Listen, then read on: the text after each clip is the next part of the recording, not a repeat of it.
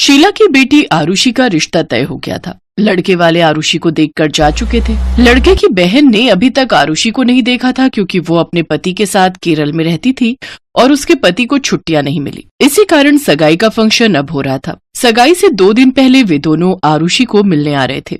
अरे फोन छोड़कर मेरी बात सुन लो। हाँ बोलो। अरे वो आशा का फोन था। प्रशांत का फोन आया था। आरुषि की ननद और नंदोई उसे मिलने आ रहे हैं। वो ननद उसके लिए कोई उपहार लाई है केरल से, तो उसका मन है कि वो सगाई के फंक्शन से पहले एक बार आरुषि से मिल ले। पहले कभी मिली नहीं ना, तो वो शाम को आ रहे हैं। आशा क्या कह रही थी? मम्मी, वो मुझे देविका भाभी के साथ उस ब्यूटी पार्लर तक जाना था जहाँ उनका ब्राइडल मेकअप हुआ था। बहुत अच्छा था उनका मेकअप। मैं सोच रही थी सगाई के फंक्शन के लिए मैं वहीं से रेडी हो जाऊं। तो भाभी की तो जान पहचान है, वो पैसे ठीक लगवा लेंगी। इसीलिए फिर मैंने बुआ जी से कहा कि वो देविका भाभी के साथ आ जाए। पापा, बुआ जी कितनी देर में बोल रही हैं आ जाएंगी? बोल रही थी कि निकल चुके हैं, रास्ते में ही थी, आने वाली होंगी। तभी आशा और देविका आ जाते हैं। नमस्ते भाभी। नमस्ते मामी जी। नमस्ते मामा जी। नमस्ते नमस्ते। अच्छा हुआ भाभी आप आ गए। मैं बस रेडी हो जाऊं, फिर हम दोनों चलते हैं। तब तक आप कुछ खा पी लो। बेटा, शाम को तेरे ननद नंदोई ने भी आना है, फिर देर मत कर देना। बात करके जल्दी लौट आना।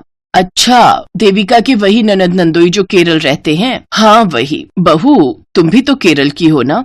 जी मामी जी। मम्मी पापा वगैरह केरल में रहते थे। मैं तो दिल्ली में ही पैदा हुई थी। शुरू से दिल्ली में ही रहे हैं मैं और भैया। अभी तो दादाजी दादी जी वहीं रहते हैं, तो कभी कभी जाना होता है। अच्छा, फिर तो भाभी उनकी लैंग्वेज समझ जाएंगी, क्योंकि जीजू भी तो साउथ इंडियन है। जीजू को तो बिल्कुल भी हिंदी ठीक से नहीं आती। प्रशांत बता रहे थे कि वो तो हमेशा अपने घर में तमिल में ही बात करते हैं, बस दीदी के साथ हिंदी में बात करते हैं। मैं चाय बनाती हूँ, फिर तुम लोग टाइम से हो आना, कभी वो लोग आ ना जाए। जब तक ये दोनों बाजार होकर आ रहे हैं मुझे बता देना क्या बनाना है, मैं साथ में बनवा लूंगी। देविका आरुषि के साथ ब्यूटी पार्लर बात करने के लिए चली जाती है। वहीं आरुषि के मोबाइल पर प्रशांत का फोन आ जाता है। हाँ प्रशांत बोलो। हाँ ओके। हाँ वो मैंने बताया था ना, देविका भाभी आई हैं तो उनके साथ पार्लर में बात करने आई थी। ठीक है, मैं देखती हूँ। क्या हुआ आरुषि, तुम कुछ परेशान हो गई? प्रशांत जी क्या कह रहे थे? वो डिनर के लिए आ रहे हैं ना दीदी जीजू, मम्मी जी पापा जी भी साथ होंगे। जीजू को लेमन राइस खाने की आदत है, तो प्रशांत का मन था कि हम जीजू के लिए डिनर में लेमन राइस बनाएं, क्योंकि जीजू को घर के बने लेमन राइस बहुत पसंद है। पर अच्छा नहीं लगेगा, प्रशांत की दीदी हमारे घर होंगी और वो खुद रसोई में लेमन राइस बनाए। हम में से तो किसी को भी लेमन राइस बनाने नहीं आते। आरुषि, तुम्हारे सामने तुम्हारी साउथ इंडियन भाभी खड़ी है, तो तुम चिंता क्यों करती हो? लेमन राइस बनाना तो मेरे लिए चुटकियों का काम है। आखिर मैं भी तो साउथ इंडियन हूँ। अरे हाँ भाभी, मैं तो भूल ही गई थी, आप भी तो साउथ इंडियन हो। आपको तो बहुत अच्छे से लेमन राइस बनाना आता होगा। फिर तो भाभी हमें जल्दी घर चलना चाहिए, ताकि आप लेमन राइस बनाने की तैयारी कर सको। सामान भी तो लेना होगा, क्या क्या चाहिए होता है एक बार बता दो, हम लेते हुए चल लेंगे। देविका और आरुषि रास्ते से लेमन राइस बनाने के लिए जो भी सामग्री की जरूरत होती है वो लेकर घर पहुंचती हैं। अरे ये मूंगफली, उड़द दाल, नींबू, करी पत्ता, ये सब किस लिए? लेमन राइस के लिए मम्मी। प्रशांत जी के जीजू को लेमन राइस की आदत है और हमने तो लेमन राइस कभी बनाया ही नहीं है। पर मैं बहुत लकी हूँ कि मेरी भाभी साउथ इंडियन है। देविका भाभी लेमन राइस बना देंगी, इसीलिए हम सामान लेते हुए आए हैं। हाँ, देविका बहुत स्वादिष्ट लेमन राइस बनाती है।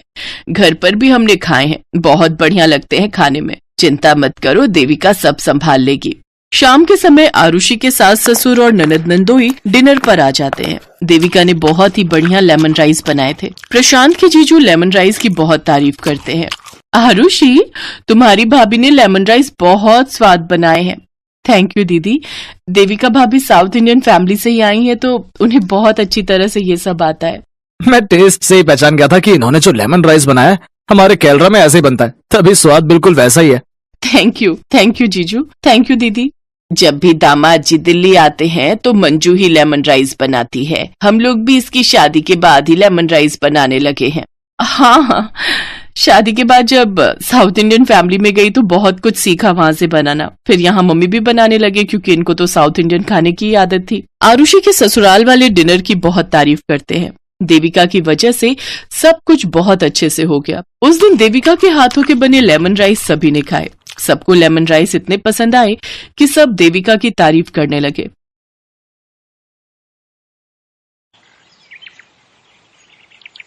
अरे वो देखो, मानव भैया आ गए। मानव भैया? ये तो वही है ना जो बड़ा आदमी बनने शहर गए थे कई साल पहले।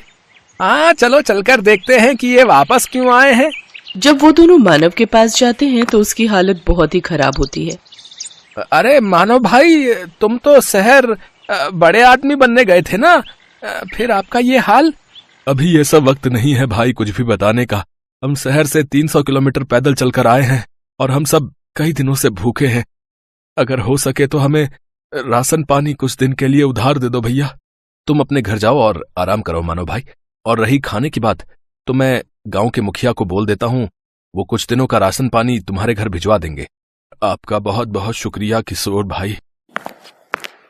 मुखिया उनके घर 1 महीने का राशन पानी भिजवा देता है। सुनिए जी, आखिर कब तक हम इन गांव वालों से छुपा कर रखेंगे कि हम शहर से भागकर क्यों आए हैं? तो हम इन गांव वालों से क्या कहते कि शहर में रहकर हम पर इतना कर्जा हो गया और वो चुका न पाने की वजह से हम गांव वापस आए हैं। फिर तो ये हमें जो राशन पानी मिला है वो भी नहीं मिलता। ये तो आप ठीक कह रहे हैं जी। देखो रमा, जो किस्मत में लिखा है उसे कोई नहीं टाल सकता। चलो आप सो जाओ, रात बहुत हो गई है। मैं कल ही मुखिया से मिलकर काम की कोई बात करता हूँ। अगले दिन मानव मुखिया से मिलता है और अपने बेरोजगार होने की समस्या बताता है। देखो मानव, तुम इस गांव के बेटे हो और अब तुम इसी गांव में रहकर अपना कोई काम शुरू करो। आपने बिल्कुल सही कहा मुखिया जी। वैसे मैं शहर में सारा दिन ऑटो रिक्शा चलाता था और शाम को रमा और मैं पानी पूरी का ठेला लगाते थे। तो मैं सोच रहा हूँ कि क्यों ना मैं इस गांव में भी पानी पूरी बनाकर बेचूं। हाँ, ये तो बहुत ही अच्छा ख्याल है। वैसे भी अपने गांव में एक भी पानी पूरी वाला नहीं है। अपना खेत गिरवी रखकर मानव और रमा ने पानीपुरी का ठेला खोल लिया। वो ठेला लगाकर बैठे थे, तभी वहाँ उसका बचपन का दोस्त विनोद आ गया, जो कि एक गांव से दूसरे गांव तक ऑटो चलाता था। अरे वाह, आज मेरा दोस्त नए काम की शुरुआत कर रहा है, लेकिन तेरे चेहरे पर इतनी उदासी क्यों है? क्या बताऊं यार, ठेला लगाए पूरे 2 घंटे हो गए लेकिन अभी भी एक भी बोनी नहीं हुई। अच्छा बता, कितने की प्लेट दे रहा है तू इन गोलगप्पों की? भैया 10 रुपए के 5 गोलगप्पे हैं बस। अच्छा भाभी, फिर तो मेरे लिए 1 प्लेट लगा दीजिए। मानव उसको गोलगप्पे बनाकर खिलाने लगा। उनको चखते ही विनोद ने कहा, अरे वाह, ये तो सचमुच किसी अमृत समान है। कुछ ही दिनों में उनका पानीपुरी का काम बहुत अच्छे से चलने लगता है। एक दिन मुखिया जी उसके ठेले पर आते हैं। मानव, मैं तुमसे एक बात कहना चाहता हूँ। जी कहिए मुखिया जी। मानव, तुम्हारी पानीपुरी आसपास के गांव में भी बहुत प्रसिद्ध है। मैं चाहता हूँ कि तुम ढेर सारी पानीपुरी बनाओ और गांव के और आसपास के गांव वालों को भी ये पानीपुरी खिलाओ और आने वाले चुनाव में मेरे नाम का प्रचार करो। क्यों नहीं मुखिया जी, आपने मेरी मदद उस वक्त की थी जब मैं खाली हाथ इस गांव से लौटा था, तो भला मैं आपको इनकार कैसे कर सकता हूँ। मैं आपकी मदद जरूर करूंगा। बहुत बहुत धन्यवाद मानव बेटा। अच्छा, अब मैं चलता हूँ। हैं? आपने हाँ तो कर दीजिए, लेकिन अब हम इतनी सारी पानीपुरी बनाएंगे कैसे? हमारे पास सामान के लिए इतने पैसे कहाँ से आएंगे? अब हमें अपने गिरवी रखे खेत को बेचना होगा। ये आप कैसी बातें कर रहे हैं जी? अगर अच्छी कमाई हो गई तो फिर हम उस कमाई से नया खेत ले लेंगे, लेकिन मैंने मुखिया को जुबान दी है और अब मैं अपनी बात से पीछे नहीं हट सकता। और इस तरह मानव ने अपनी जमीन भी बेच दी। क्या बकवास कर रहे हो मानव? आखिर हमारे बीच पैसों की बात कहाँ हुई थी? मजाक मत कीजिए मुखिया जी, मैंने अपना खेत भी बेच दिया है। ऐसे तो मैं बर्बाद हो जाऊंगा। चुपचाप जाता है या धक्के मारकर निकालूं यहाँ से? दुखी होकर मानव घर पहुंचता है और रमा को सारी बात बताता है। अब तो हम लोग भूखे मर जाएंगे जी, जो बचा कुचा था वो भी हमने बेच दिया। मानव और मुखिया के झगड़े का पता सारे गांव में लग जाता है और अब कोई भी मानव के ठेले पर पानीपुरी खाने नहीं आता। एक रोज विनोद मानव के घर आता है और कहता है, मानो मैं कुछ दिनों के लिए किसी काम से शहर जा रहा हूँ, तब तक मैं अपना ये ऑटो रिक्शा यहीं छोड़कर जा रहा हूँ। इस गांव में इकलौते तुम ही हो जो ऑटो चलाना जानते हो। जब तक मैं वापस नहीं आ जाता तुम इसे अपने ही पास रखो। अगर तुम्हें कोई परेशानी ना हो तो क्या मैं कुछ दिनों के लिए तुम्हारे इस ऑटो का इस्तेमाल कर सकता हूँ भैया? हाँ, क्यों नहीं। अरे ये भी कोई पूछने की बात है? इतना कहकर विनोद वहां से चला जाता है। सुनिए जी, मुखिया जी ने जो ढेर सारी पानीपुरी बनवाई थी, क्यों ना हम उन पानीपुरियों को ऑटो में ले जाकर आसपास के गांव में बेचें? मानव रमा के साथ मिलकर गांव-गांव घूमकर अपनी बनाई हुई पानीपुरी बेचने लगा। देखते ही देखते वो दोनों ऑटो रिक्शा पानीपुरी वाले नाम से फेमस हो गए। आज मैं बहुत खुश हूँ। हमेशा से कर्जे से भागते आया हूँ, लेकिन आज तो ऐसा लग रहा है मानो मैं दुनिया जीत चुका हूँ। कुछ दिन बाद विनोद एक नया ऑटो लेकर गांव पहुंचा। अरे वाह विनोद, नया ऑटो? लेकिन तेरे पास तो पहले से ही ऑटो है ना, फिर ये किस लिए? अरे वो ऑटो अब पुराना हो चुका है यार, और मैं उसे बेचने की भी सोच रहा हूँ। मैं अब एक गांव से दूसरे गांव की सवारियां छोड़ने की बजाय गांव से शहर तक की सवारियों को छोड़ूंगा। अगर आप बुरा ना मानो विनोद भाई, तो क्या ये ऑटो हमें बेच सकते हो? अरे ये भी कोई पूछने की बात है। आज से ये ऑटो आपका हुआ है। तेरी बड़ी मेहरबानी मेरे दोस्त। ये ले, ये तेरे ऑटो रिक्शा के पैसे पकड़। रमा और मानव तो ऑटो पाकर बहुत खुश थे। अब वो दोनों सारा दिन एक गांव से दूसरे गांव घूम घूम कर पानीपुरी बेचा करते थे और लोग बड़ी आस लगाकर उनकी पानीपुरी के इंतजार में बैठा करते थे। उनका व्यापार अब बहुत अच्छा चलने लगा और उन्हें अच्छी आमदनी होने लगी।